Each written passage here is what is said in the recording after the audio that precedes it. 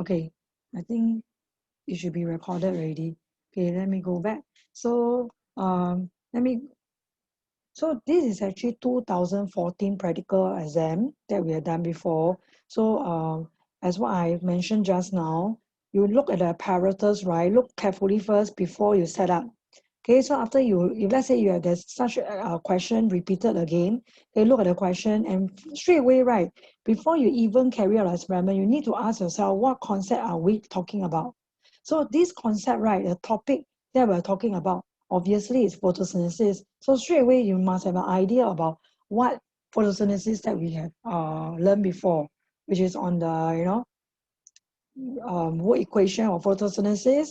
You must have carbon dioxide, you must have water, and give me glucose and oxygen gas. So straight away, you must relate back to the concept, relate back to the topic that you learned before. Okay, so after that, you know that, okay, this is a setup. Okay, we have this point weight here. Sodium hydrogen carbonate solution is to supply carbon dioxide to the plant. So the plant with the carbon dioxide and water, it will carry out photosynthesis and oxygen gas will be released and push the manicus downwards. Okay, and we can measure the distance traveled by the manicus to tell me how much oxygen gas has been released. Okay, so after that, right, they will ask you a series of questions. And this is the one that I want to highlight again for part 3. Because for part 3, yesterday we talked about IDC, independent variable, dependent variable, and also constant variables. So in this case, the question asks you to investigate the effect of different light intensity. So the variable that we are changing here, right, confirm will be the different light intensity. Okay, so for those who just came in, I'll just quickly just join the meeting. Okay, I'm already halfway. I already recorded the meeting so that you can rewind back. I will upload into YouTube. You can go back and take revise. Okay, so this is, I'm looking at part 3 now. There will be surely one question that will test you on independent, dependent, and constant variables. So you must write down, okay, when you answer such questions. So when you answer such question, as long you are able to answer you're able to write down what are the independent variable, dependent variable, constant variables, and lastly conclusion, then this part 3, right, will be confirmed you are able to get 4 marks. So let's take a look here. So you are supposed to investigate the effect of different light intensity. So straight away you know that, oh, different light intensity confirmed will be the independent variable, something that I change. So how do I change? I actually change the light intensity by changing the distance between the light source and the syringe. So I position my plant, for example, 30 cm away, 40 cm away, and 50 cm away. Okay, so this is how I change the light intensity. And what are the other variables I must keep constant? Will be the number of plants that I use, okay, the concentration of carbon dioxide, the hydrogen carbonate solution. So these are certain things, right, you will need to keep constants. Then later on, right, you need to tell me how you actually, do the experiment briefly. So you will say that, okay, I'll carry out experiment for about 10 minutes, for the plants to adapt. And then what will be the dependent variable? Shara, do you know what will be the dependent variable? What are we measuring? Shara, can you talk now? What will be the dependent variable? The amount of oxygen. Huh? The amount, like how far the meniscus move. Yeah, how far the distance moved by the manicus, right? Yes, correct. So this will be the dependent variable. So can you see in this answer itself, right? We answer about independent variable. Okay, then you must talk about a dependent variable where you measure the distance moved by the manicus with each change of distance. Then we also talk about the constant variables, right? We talk about, the concentration of the hydrogen carbonate solution over here must be kept constant. Yeah, then the number of plants that are used, right, must be also kept constant. So you have to write down the IDC. And lastly, you will talk about the distance moved by the manicus indicates the volume of oxygen produced. So you can talk about conclusion, like let's say the distance traveled, okay, is more, right? This shows that the volume of oxygen produced will be more. Rate of photosynthesis will be more as well. So you see, as long you answer the IDC plus your conclusion, right, you are able to get the 4 marks. So this part 3 is quite easy to score. It's not difficult at all. they will actually, tell you already what what will be the experiment like. In this case, the photosynthesis. But later on, right, they want you to investigate the effect of different light intensity. So that will be part 3. Then part 4, they ask you to predict and explain the outcome of this investigation, right?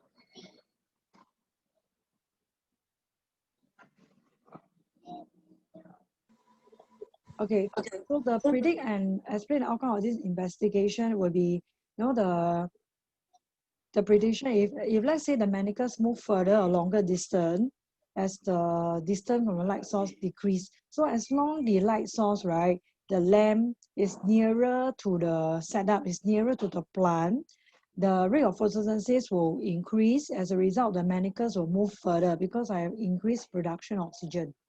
Okay? Okay, and so you can see, right, as you actually look at the different practicals that we've done before, there's a trend. That means when the setter create this particular practical exam for us, for the student to try, right, they will, okay, first of all, test you a concept. So in this case, the concept we are learning is photosynthesis. So they will ask you to carry out this experiment.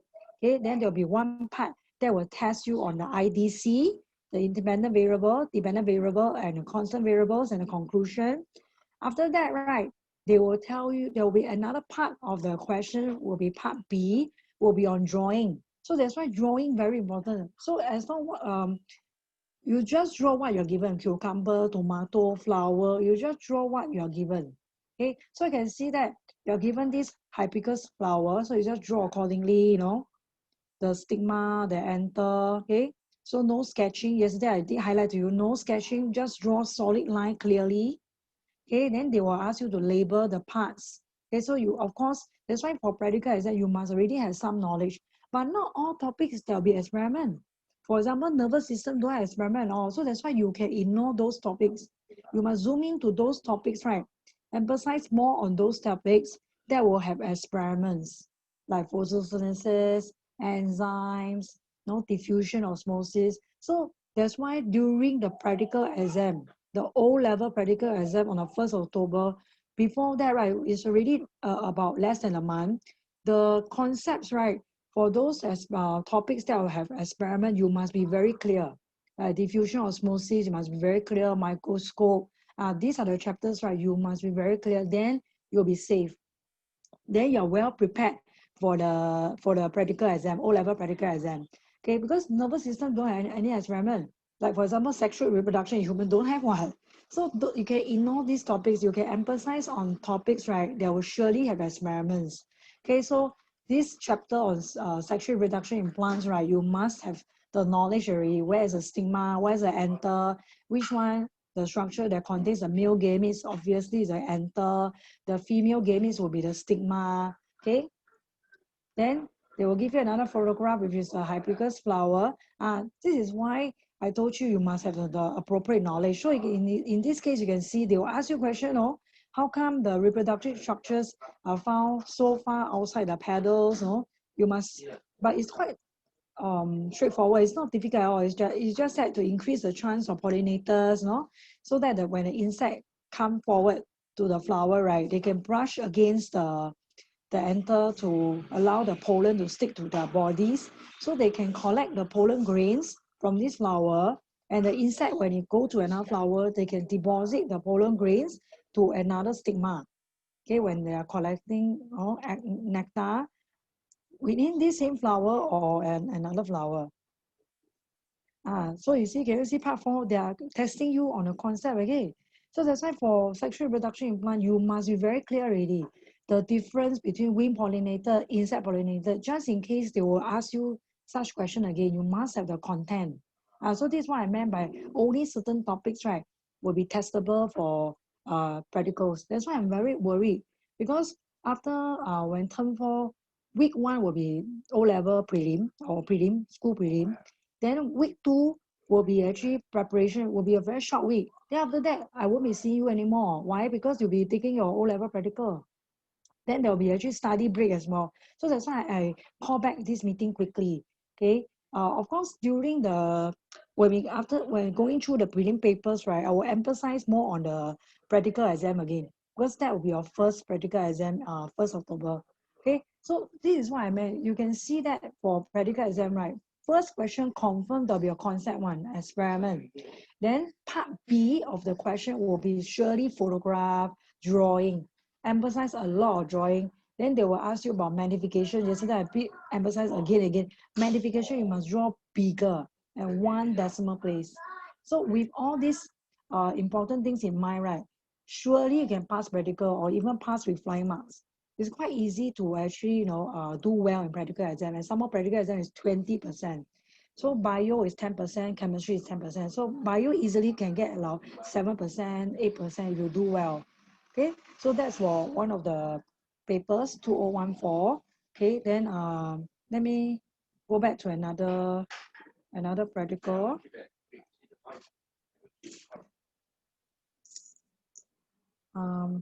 You all hold on for a while. I go and take something.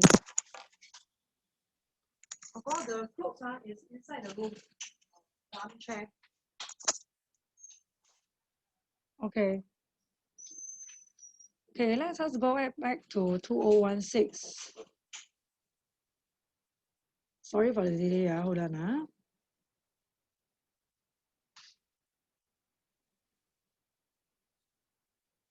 Okay.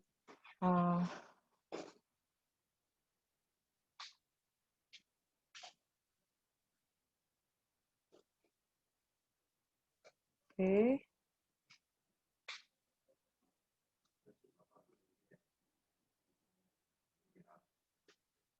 Okay, now we look at 2016 papers. The 2016 papers, right, is about a potato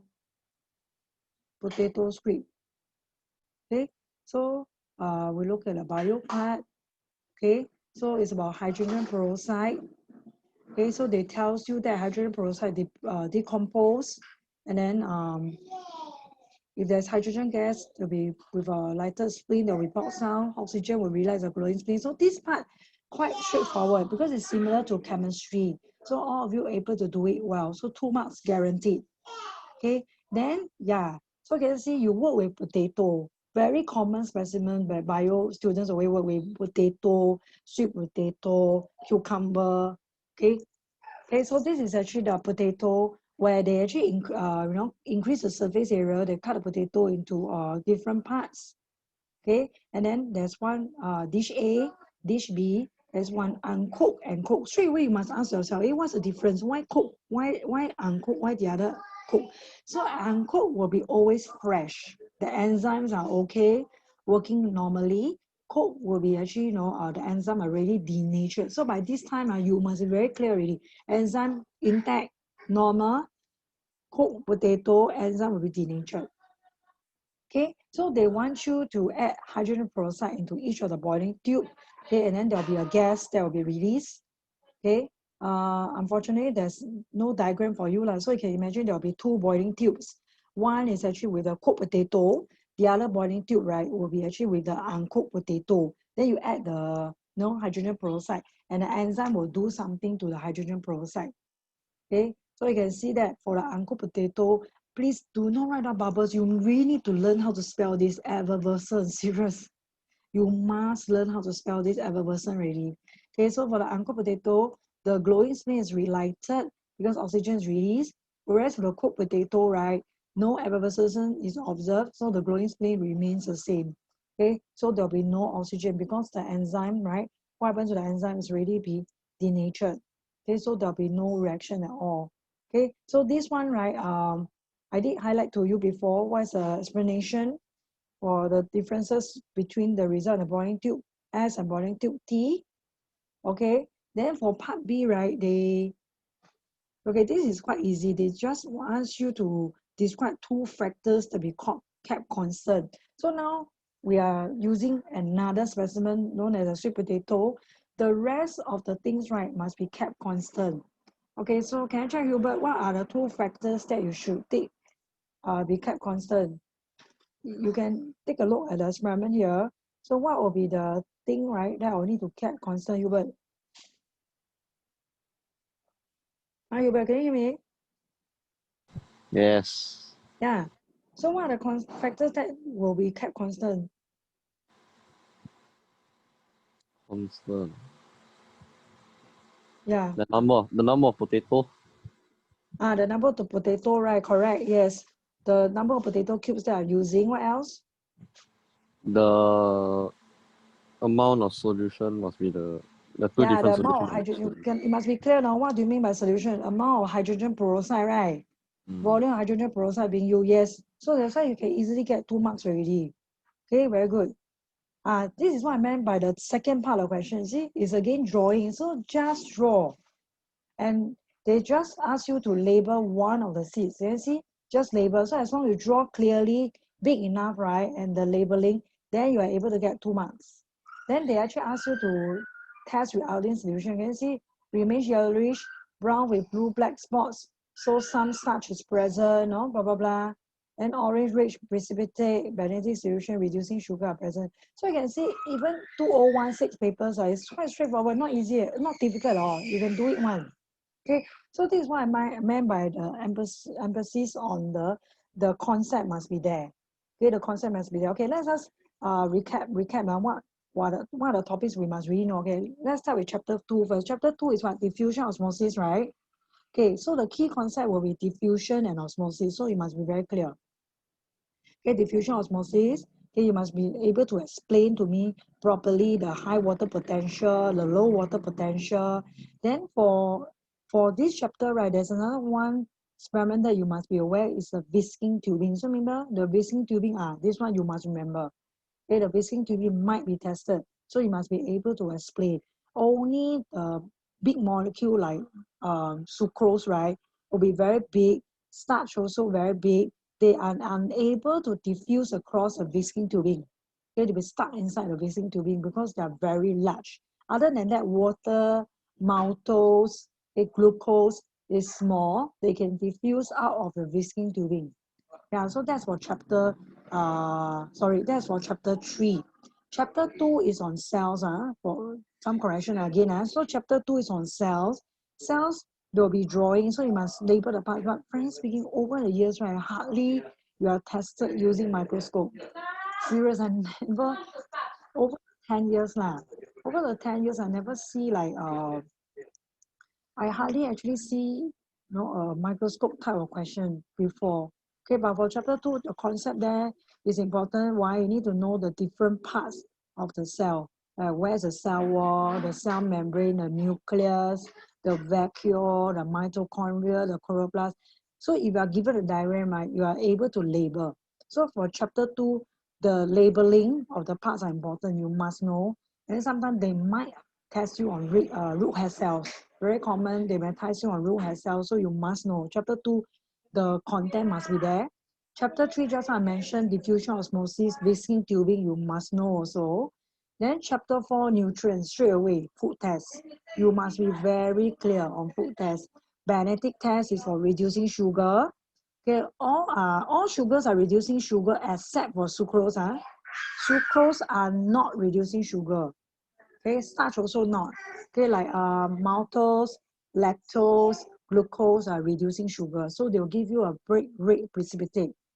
Okay, so nutrient test very important. You must be very clear of how you carry out a food test, go magnetic test, or starch test, protein test also. Using the what solution do we use to test protein? Anyone? Anyone know? Burette. Cheryl, cannot hear. Is it burette? Burette. Yes. Burette solution. Very good, burette. Okay. Let me check my setting again. Why is it like that? Oh, I'm very bad at all this. Okay, never mind. We just move on first. Okay, so just now where am I? Burette solution for protein, right? Then iodine for starch. Fats will be ethanol emulsion test. Okay, so you must remember that's for chapter 4. Okay, then chapter 5 is enzyme, right? Enzyme, very popular question. Keep on asking you denature, active enzymes. Okay, so enzyme, right? You must be very clear of commonly test question, temperature. How does temperature affect the rate of enzyme reaction? Okay, very common questions. Enzyme, you must be very clear for chapter 5. Chapter 6, not much experiment. Digestive system, no. not really. Okay. Then what else do we have? Chapter 7, nutrition in plant. Yes, very common, nutrition in plants. Okay, the photosynthesis. Okay, the questions related to photosynthesis, experiments related to photosynthesis, you must be very clear. Word equation you must know by now. Okay, chemical reaction no need to study. Word equation you must know. So photosynthesis. Then what other experiment? Chapter 8, transform human, hardly don't have experiment on transform human. Chapter 9, transform in plant, yes, on transpiration, but also very minimum, very minimum on transpiration, hardly, over the past few years. So transpiration, the only thing they might test you, right, will be on the factors that affect the transpiration, like humidity, the light intensity, temperature, okay, a windy amount of wind, a windy day will have increased the rate of transpiration. Okay, so you can safely learn about the transpiration part. Okay, the concept of transpiration, that will be chapter 9. Okay, chapter 10, respiration. Popular experiment is like the one we did in the prelim practical. Okay, yeast experiment, very popular. It's all talking about enzymes. There are enzymes in the yeast, right? They carry out the respiration. So respiration, right? When we have glucose, when we have oxygen, okay, it will give me carbon dioxide, water, and energy. Okay, so aerobic respiration, anaerobic respiration, you must be very clear by now. Like yesterday, we talked about respiration also, right? Those experiments. Okay, so it must be very clear with respiration, it will be tested. Then chapter 11 is on nervous system, 12 is actually on eye. So the rest of the topic, not much experiment already, except for maybe, reproduction in plants. Reproduction in plants will be important. Okay, like what I just highlighted, the flower, they will ask you to draw the flower, differences between insect pollinated and wind pollinated. So these are the examples of experiments related to sexual reproduction in plant. Animal don't have, but heredity, yes. Hereditary, yes. Hereditary, remember there was a time we spin the experiment. Let me go back. Where's the other one? The hereditary, I think is, let me check which year is that. Anyone can remember what year is that? The hereditary. Anyone? So I think it's 2013. 2013, is it? I think so. Okay. Okay, let me go back to 2013.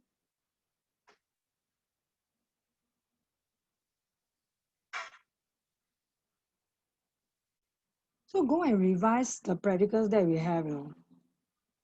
Yeah, go and revise the practicals that we have done before. Okay. 2018. Okay. Yeah, correct. Hubert, thank you. Let me screen share the particular thing first. 2013. Yep. Yeah. So yes. So for plants, right, there's so many experiments on plants. You can see about the testing for the presence of starch in the leaf. You must know how to, but it's also quite easy because just follow the steps only with the leaf provided. And you prepare a boiling water, you boil the leaf first. After that, right, you put it in the ethanol to decolorize.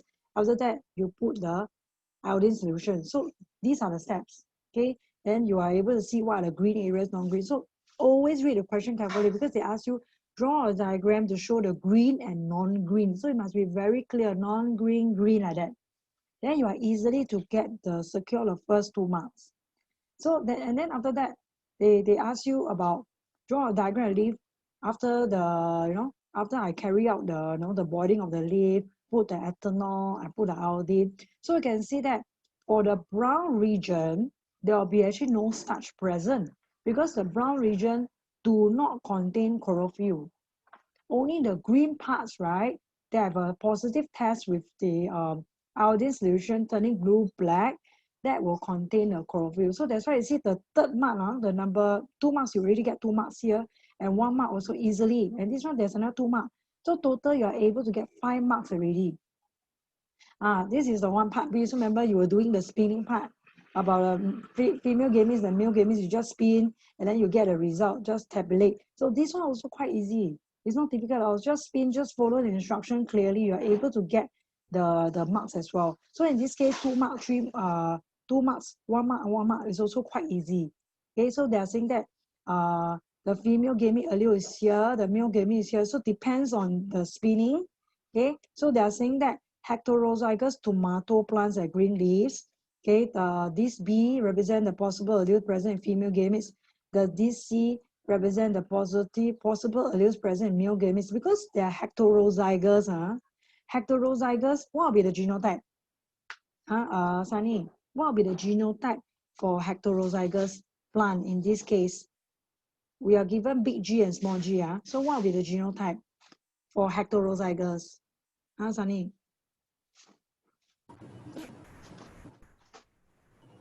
One big, one small. I cannot hear you. Oh, one big, one small.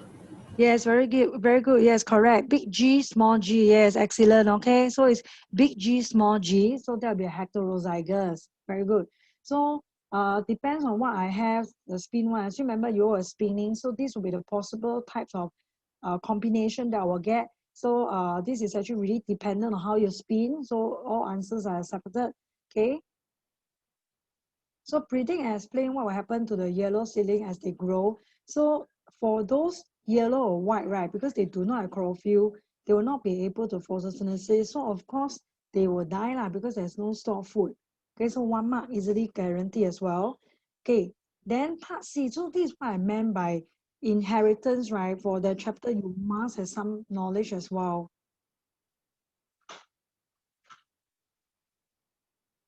Okay, so this is what I meant by inheritance, that particular chapter, right? You must remember. Okay, you must have the content because they might test you. Okay, see, you must have the knowledge of homozygous, heterozygous, dominant, recessive. You must be very clear.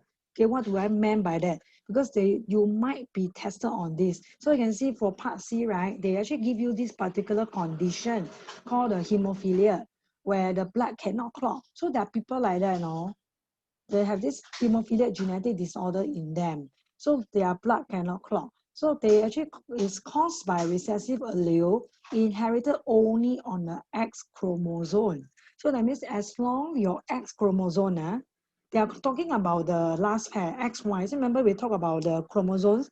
In total, we have 46 chromosomes, right? 23 pair.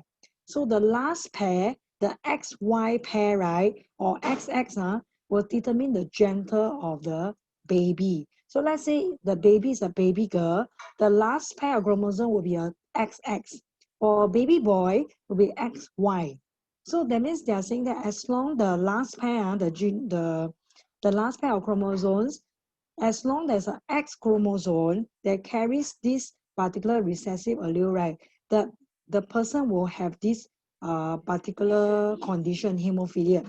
So for baby boy, it's quite poor thing, baby boy, because baby boy got one X from the mom, Y from the father, right? Y chromosome actually is actually quite redundant, frankly speaking. The Y chromosome are quite useless one. Not much allele or not much genes in it. So Y chromosome really solely for the boy characteristics. So for the boy, the baby boy has one X from the mom, Y chromosome from the dad. So the X chromosome will carry all the necessary genes. So if let's say the baby boy happen to have this hemophilia recessive allele on the X chromosome, that boy, right, will confirm got this hemophilia. So it's quite dangerous for the boy. As long the X chromosome that he inherited from the mama got this hemophilia, right, confirm, right, that boy will have hemophilia. But for baby girl, still got chance, no? Because for baby girl, they got XX. One X from the mom, one X from the dad. So if one of the X chromosome got this recessive allele, but just in case the other, the other X chromosome, right, doesn't have the it has a dominant allele, right, then the baby girl is still quite safe. Is still able to, will not suffer from this condition. Okay, I hope you all know what I'm trying to talk about. Okay, then so you can see that the doctor is trying to explain to this couple why their son has inherited the condition of hemophilia. So you can see that the baby boy has hemophilia, although both the parents don't have this condition. Okay, so you can see they actually use this example over here. Okay, so this is XY, XY, XY. Okay, this is X. Okay, so the small h is actually represent the recessive allele here on the X chromosome. So this particular disk is actually from the mom, the possible genotype of the mom. Okay, because the mom, right, doesn't have this condition, meaning that for the mom genotype, her personal genotype, she will have one normal X chromosome without the recessive allele, and the other X chromosome having this recessive allele over here. So this is actually the mom genotype. This is actually the dad genotype because the dad XY. So very obvious the dad genotype, right, doesn't have the hemophilia condition at all. Because for a boy or for a man, right, in order for this hemophilia condition, right, it must have a recessive allele on the X chromosome. But because the dad doesn't have this condition at all, that means the dad don't have this recessive allele at all. It's clear. Because for the man to have this recessive, to have this condition, right, it must have this recessive allele only on the X chromosome. So since the dad don't have this condition at all, right, that means the X is clear, don't have any recessive allele. So this recessive allele H, right, must be from the mom. Must be from the mom. So that's why from the diagram above, the son has inherited hemophilia because the mom is heterozygous. And we're actually using the test cross, right? That means this boy, right, this particular baby boy has a 25% of him getting the disease. Okay, so the boy, right, has inherited the X chromosome from recessive allele from the mom and Y chromosome from the father, the Y over here. Okay, so remember for the baby boy to have this condition, right, the recessive allele hemophilia must be from the X chromosome, which is from the mom. The Y is actually from the dad. So you can see it's because of the mom, no, that contributed this hemophilia condition to the boy, not the father. All right. Okay, so this is actually 2013. Okay, let me look at one more example of practical exam, then we'll end the session already. Okay, we'll look at one more example. Huh?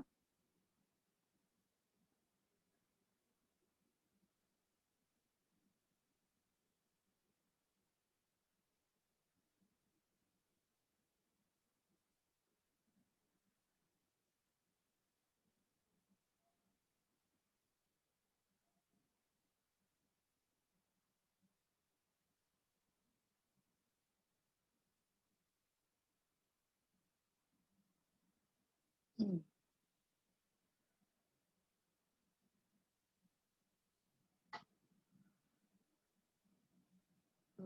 Where's my Zoom? Share screen.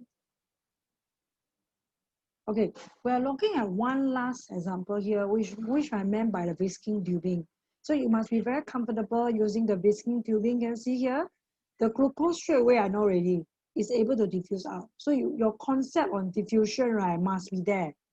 Okay, you must be able to explain what happened to the glucose because here is a higher concentration than the surrounding distilled water. So the glucose solution, the glucose molecule will diffuse out the glucose solution into the surrounding distilled water. Okay, and if I actually take this water out to test for it, the Benedict test, I will have an orange red precipitate. So you must be able to spell precipitate as well. Okay, then after that, right, they actually ask you to, there's another second part of experiment where they ask you to test for the starch here because they now put starch solution inside the whisking tubing. Okay, so for the second part, right, they want you to put the starch solution into the whisking tubing. The first part is glucose solution in the whisking tubing.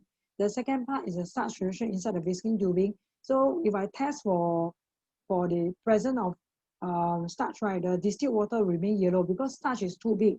So you must be able to explain why the distilled water remain yellow. Because of the starch, right, the molecule is too big, unable to diffuse out of the whisking tubing. Now, Then they talk about using a smaller syringe to add 0.5 cm amylase solution. Okay, so the knowledge of enzyme again, amylase able to digest the starch to maltose. Okay, so the solution changed from blue to colorless because what happened is that the presence of maltose. So when there's presence of maltose, right, even I test with the iodine solution, right, it will not give me a blue black because there's no starch anymore. It's actually maltose. So that's why you just record the change in color. It must be very clear. The change from blue to colorless. So this is how you record the initial color and the final color when you record the color change. Okay, then after that, okay, part two. Part two is actually the one on IDC, independent, dependent, and constant variables. Okay, let's us try. Okay, who is this Dicia Normus? Hey, who is this Dicia Normus? Can you introduce yourself? I don't know who is this person. Hello? Hey, I thought there's one more person. Okay, never mind. We ask Sok Hui lah. Hey, Sok Hui, can you tell me what is the independent variable here? What is something that I changed in this experiment? Independent variable here, samples of saliva from 2 people. Hello? I eating. Huh? I eating. Sorry, I cannot hear you. Huh? Sorry, I cannot hear you. Sorry.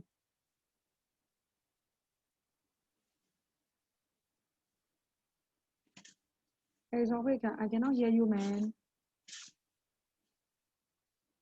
Never mind, I ask my own question, I answer my own question.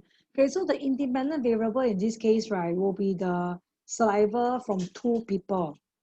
Okay, the saliva from 2 people. Okay, then what will be the constant variables? Hubert, you know what is the constant variables that I need to keep constant? For what again? Check I see the thing. The volume of saliva. Is it? Yeah. Yeah, very good. The volume of saliva must be kept constant, right? Okay, so okay, the samples of saliva from 2 people. Okay, this is the independent variable. Then for the constant variable, right, it's actually the volume of saliva that I supply must be the same. And then what will be the dependent variable? How do I check? What am I measuring? Because they are trying to find out whether the amount of amylase in the human saliva, right, from the 2 people will be the same. So what am I checking? How do I check? How do I check whether they have the same amount of amylase? Using what we have done before, this experiment, the previous experiment, no? This one. What can you do? Anyone? You see, you know how to do not? How do I check? How do I check? How do I check whether the amount of concentration of amylase is the same for each sample? How do I check?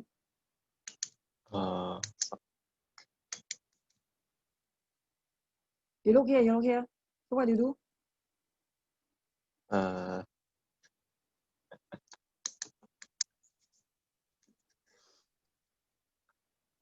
Huh? I don't know. Anyone know?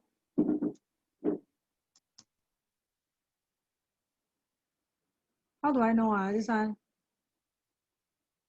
Can you repeat the question? No, the question is, how do I check? What am I measuring? The dependent variable. How do I measure the dependent variable, the results?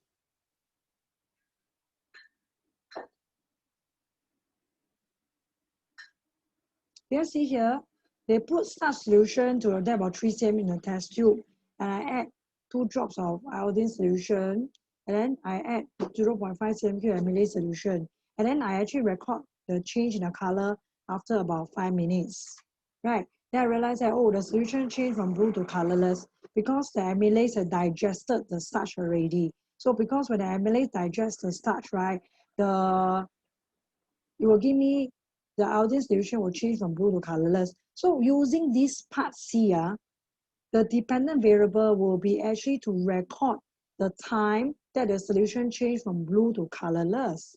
Because if let's say a person has a lot of amylase, the concentration of amylase is really a lot, right? The time the time taken to change the solution, okay, the iodine solution from blue to colorless, right, will take a shorter time. Yes, it will take a shorter time. Okay, it will take a shorter time. Okay, hold on now, what happened? What is it? Yes, it will take a shorter time. Okay, it will take a shorter time. So can you see for part 2, it's not difficult at all. Independent variable, constant variables, dependent variables. So the dependent variables I'm measuring, right, the time taken for the solution to change from blue to colorless. So if let's say the particular sample of saliva A from this person A, right, has a very high concentration of amylase, okay, the time taken for the iodine solution to change from blue to colors will take a very short time. Yes, will be very fast. So if the person concentration of amylase is so little, right, it will take a longer time to change from blue to colorless. So that's why for part 2, right, this question is again testing you on the IDC, independent, dependent, and constant variable. So you must be very clear for this part 2. So I will suggest for the practicals, for the past practicals that we've done before, right, you must go and try this question again. Keep on testing yourself before you check the answer. Okay? Hold on, somebody message me. All right. Lastly, I'm going to end the session now. Okay, lastly, right?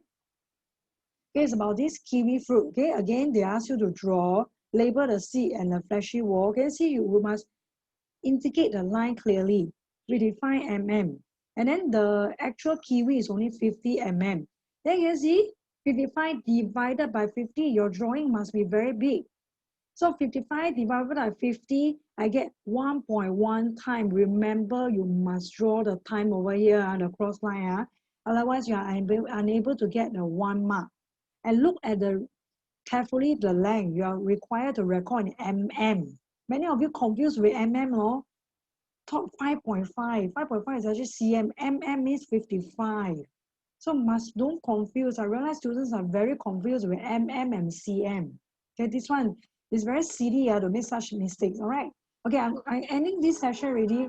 I can only see you after the prelim ready. So focus on your paper 4. The content must be there. The past year papers and the 2019, 2018 O-level exam O-level exam papers, right?